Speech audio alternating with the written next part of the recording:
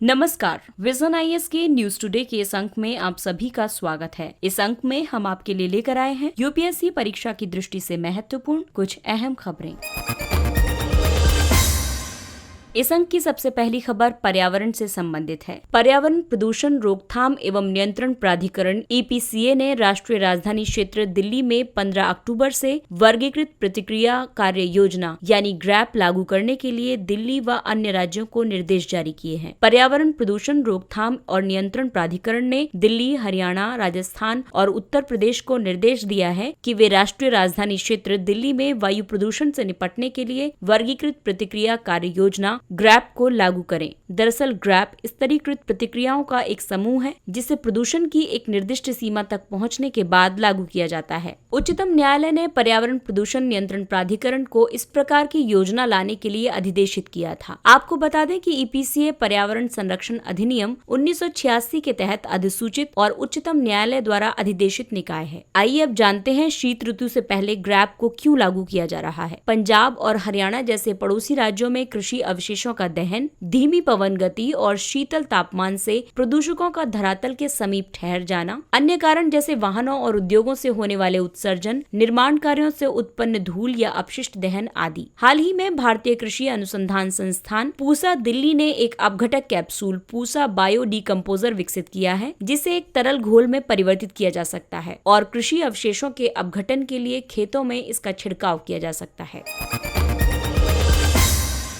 अगली खबर अर्थव्यवस्था से संबंधित है। भारत ने चीन के साथ अपना व्यापार घाटा लगभग आधा कर लिया है। चीन के साथ भारत का व्यापार घाटा वित्त वर्ष 2020-21 के अप्रैल और अगस्त माह के बीच कम होकर 12.6 अरब डॉलर हो गया है, जो एक वर्ष पहले 22.6 अरब डॉलर था। आइए अब इसके लिए उत्तरदायी कारणों को जानते हैं। घरेलू मांग में कमी की वजह से भारत ने कम आयात किया है। इसके अलावा अन्य देशों के संकुचित होते आयात की तुलना में चीन के आयात का विस्तार होना जारी रहा है। भारत ने एंटी डंपिंग शुल्क आरोपित किया है। हालांकि विशेषज्ञों का अनुमान है कि व्यापार घाटे का कम होना जारी रहे, ऐसा स्थायी नहीं है। सक्रिय औषधि सामग्री जैसी महत्वपूर्ण वस्तुओं के लिए चीन पर निर्भरता को समाप्त करने में वर्षों लग जाएंगे और इसके लिए मध्यम अवधि की रणनीति की आवश्यकता होगी। आइए अब निर्यात को बढ़ावा देने या आयात निर्भरता को कम करने के लिए उठाए गए कदमों को जानते हैं। भारत चीन को गैर बाजार अर्थव्यवस्था के रूप में मान रहा है, जो अत्यधिक एंटी डंपिंग शुल्क आरोपित करने का एक मानदंड है और इसीलिए भारत ने 371 वस्तुओं के आयात पर सख्त प्रतिबंध आरोपित किए हैं। सरकार ने लघु निर्यातकों के लिए बीमा कवर उपलब्ध करवाने और प्रीमियम कम करने के लिए निर्वीक यानी निर्यात ऋण विकास योजना की भी घोषणा की है। विभिन्न क्षेत्रों में आत्मनिर्भर भारत अभियान ने निर्यात को बढ़ावा दिया है और आयात पर अंकुश लगाया है। वहीं दक्षिण एशिया में सभी देशों का भारत के साथ व्यापार घाटा है। दक्षिण एशिया में भारत का सबसे बड़ा व्यापारिक साझेदार बांग्लादेश है। उसके बाद श्रीलंका और नेपाल का स्थान है।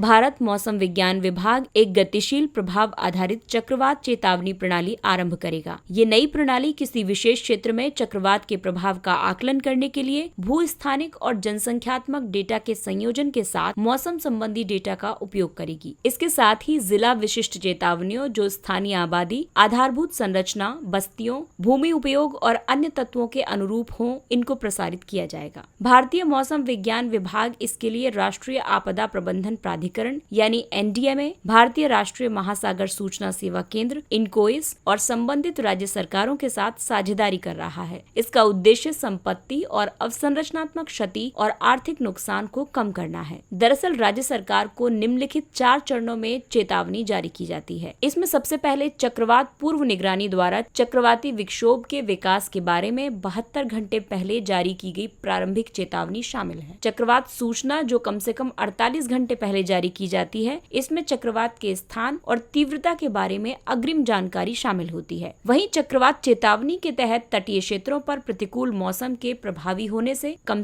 24 घंटे पहले चेतावनी जारी की जाती है। पोस्ट लैंडफॉल आउटलुक, इसे चक्रवात के स्थल से टकराने के अपेक्षित समय से कम 12 घंटे पहले जारी किया जाता है। वर्तमान में चक्रवात चेतावनी कलकत्ता, चेन्नई और मुंबई के क्षेत्रीय चक्रवात चेतावनी केंद्रों तथा भुवनेश्वर, विशाखापत्तनम और अहमदाबाद के चक्रवात चेतावनी केंद्र से प्रदान की जाती है।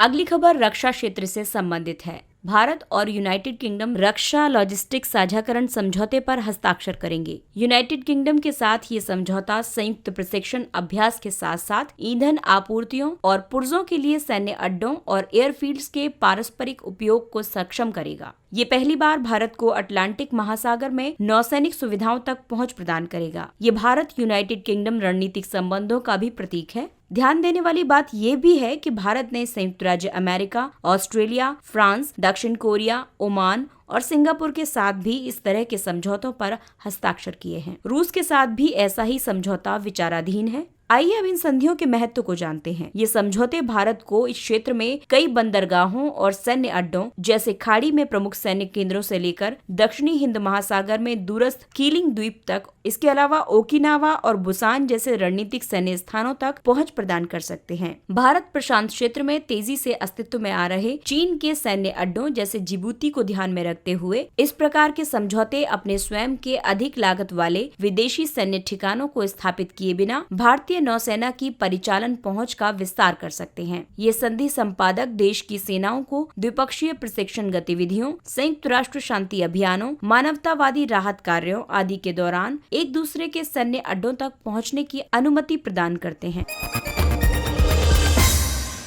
अगली खबर विज्ञान एवं नवाचार से संबंधित है। वैज्ञानिक एवं औद्योगिक अनुसंधान परिषद CSIR द्वारा high flow rate fluoride and iron removal प्रौद्योगिकी लॉन्च की गई। इस सामुदायिक स्तर की जल शोधन प्रणाली में 10,000 लीटर प्रति घंटा की प्रवाह दर क्षमता है और ये सामान्य रूप से उपलब्ध कच्चे माल जैसे रेत, बजरी और अवशोषक सामग्री का उपयोग करती है। इसमें एक 3 चरण की शुद्धि प्रक्रिया शामिल है जो अनुमेय सीमा के भीतर जल को शुद्ध करती है, जो कि फ्लोराइड के लिए 1.5 ppm और आयरन के लिए 0.3 ppm है। ये ऑक्सीकरण गुरुत्व के बाद गाद जमना और रासायनिक अवशोषण प्रक्रिया के संयोजन का उपयोग करती है। फ्लोराइड के अधिक अंतर्ग्रहण से फ्लोरोसिस नामक रोग हो जाता है, जिसके परिणाम स्वरूप स्वास्थ्य संबंधी रोग जैसे कि डेंटल फ्लोरोसिस, स्केलेटल फ्लोरोसिस और नॉन स्केलेटल फ्लोरोसिस हो जाते हैं। वर्तमान में 20 राज्यों के 230 जिलों में फ्लोराइड के उच्च स्तर की सूचना प्राप्त हुई थी। फ्लोराइड से राजस्थान, गुजरात और आंध्र प्रदेश सर्वाधिक प्रभावित राज्य हैं और पंजाब, हरियाणा, मध्य प्रदेश और महाराष्ट्र मध्यम रूप से प्रभावित राज्य हैं। वहीं आयरन की अधिक मात्रा से स्वास्थ्य संबंधी गंभीर समस्याएं हो सकती हैं, जैसे कि यकृत कैंसर, मधुमेह और हृदय एवं केंद्रीय तंत्रिका तंत्र से संबंधित रोग आदि। आयरन पेयजल का सर्वसामान्य संदूषक है, जिससे 18,000 से अधिक ग्रामीण क्षेत्र प्रभावित हैं। आइए अब जानते हैं इस क्षेत्र में किए गए उपाय। राष्ट्रीय फ्लोरोसिस रोकथाम एवं नियंत्रण कार्यक्रम आरंभ किया गया है। इसके अलावा जल जीवन मिशन द्वारा 2024 तक प्रत्येक ग्रामीण परिवार को कार्यशील घरेलू नल कनेक्शन के माध्यम से स्वच्छ पेयजल उपलब्ध कराया जाएगा। आइए अब नजर डालते हैं कुछ संक्षिप्त किंतु महत्वपूर्ण खबरों पर। आत्मनिर्भर कुशल कर्मचारी नियोक्ता मानचित्रण असीम पोर्टल ये कृत्रिम बुद्धिमत्ता आधारित प्लेटफॉर्म है जो क्षेत्रों और स्थानीय उद्योगों की मांगों के आधार पर श्रमिकों के विवरणों का समुच्चय तैयार करेगा और विभिन्न क्षेत्रों में कुशल कर्मचारियों की मांग आपूर्ति के अंतर को समाप्त करेगा। इसे राष्ट्रीय कौशल विकास निगम द्वारा विकसित किया गया है और कौशल विकास एवं उद्यमिता मंत्रालय द्वारा प्रारंभ किया गया है। इस प्लेटफॉर्म के माध्यम से केवल 2 महीनों में लगभग 60,000 लोगों को रोजगार प्राप्त हुआ है।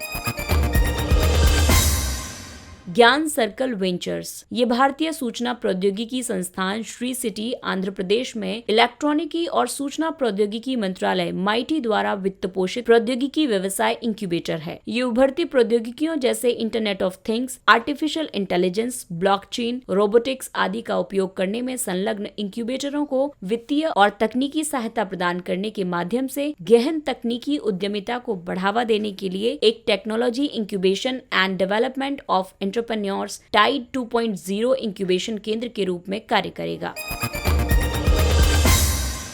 पूर्वोत्तर क्षेत्र में विशेष त्वरित सड़क विकास कार्यक्रम ये पूर्वोत्तर के राज्यों में सड़क नेटवर्क के विकास के लिए सड़क परिवहन और राजमार्ग मंत्रालय की एक पहल है। इस कार्यक्रम में पिछड़े और सुदूरवर्ती क्षेत्रों, सामरिक महत्व के क्षेत्रों और पड़ोसी देशों के लिए सड़क संपर्क स्थापित करने के साथ साथ उत्तर पूर्व में सभी जिला मुख्यालयों को सड़क संपर्क के माध्यम से जोड़ने की परिकल्पना की गई है।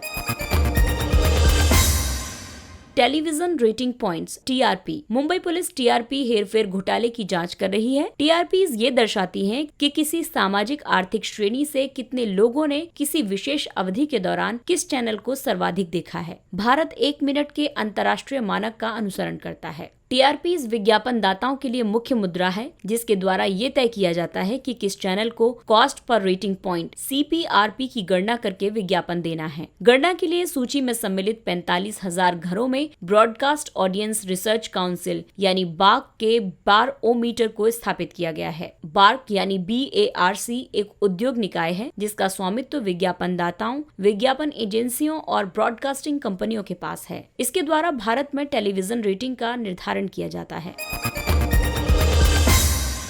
गूगल स्मार्ट टीवी के मुद्दे पर भारत में नए स्पर्धारोधी मामलों का सामना कर रहा है। स्पर्धारोधी कानून वे कानून हैं जो कीमतों को गलत तरीके से नियंत्रित करने या एकाधिकार स्थापित करने के लिए कंपनियों को एक साथ कार्य करने से प्रतिबंधित करते हैं। भारतीय प्रतिस्पर्धा आयोग यानी CCI एक शिकायत की जांच कर रहा है, जिसके अनुसार प्रमुख इंटरनेट सर्च कंपनी गूगल ने स्मार्ट टेलीविजन ऑपरेटिंग सिस्टम में अपनी प्रमुख बाजार स्थिति का दुरुपयोग किया है। CCI को प्रतिस्पर्धा अधिनियम 2002 के तहत स्थापित किया गया था, जो बाजार के भीतर प्रतिस्पर्धा पर एकाधिकार स्थापित करने वाली किसी भी आर्थिक गतिविधि की निगरानी करता है। इसका उद्देश्य उपभोक्ताओं और लघु उद्यमों की रक्षा करना और व्यापार की स्वतंत्रता सुनिश्चित करना है।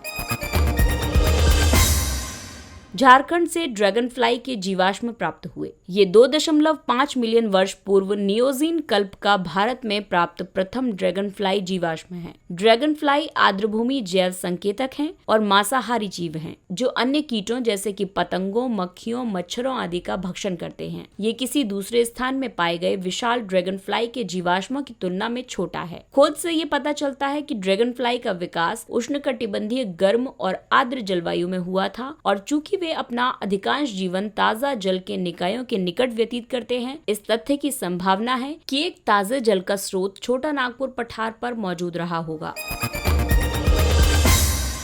ब्रिटिश शाही परिवार के सदस्य प्रिंस विलियम द्वारा अर्थशॉट प्राइज की शुरुआत की गई। ये पर्यावरण के लिए एक नया वैश्विक पुरस्कार है, जिसे परिवर्तन को प्रोत्साहित करने और आगामी 10 वर्षों में पृथ्वी के जीर्णोद्धार में सहायता करने के लिए अभिकल्पित किया गया है। वर्ष 2021 से प्रदान किए जाने वाले अर्थशॉट प्राइज विश्व की कुछ पर्यावरणीय समस्याओं के लिए कम से कम 50 समाधान प्रदान करने के उद्देश्य से 5 लोगों, संगठनों या समूह को प्रतिवर्ष दिया जाएगा। इसके साथ ही ये अंक समाप्त हुआ। अगले अंक में फिर मुलाकात होगी कुछ अन्य महत्वपूर्ण खबरों के साथ। तब तक के लिए नमस्कार।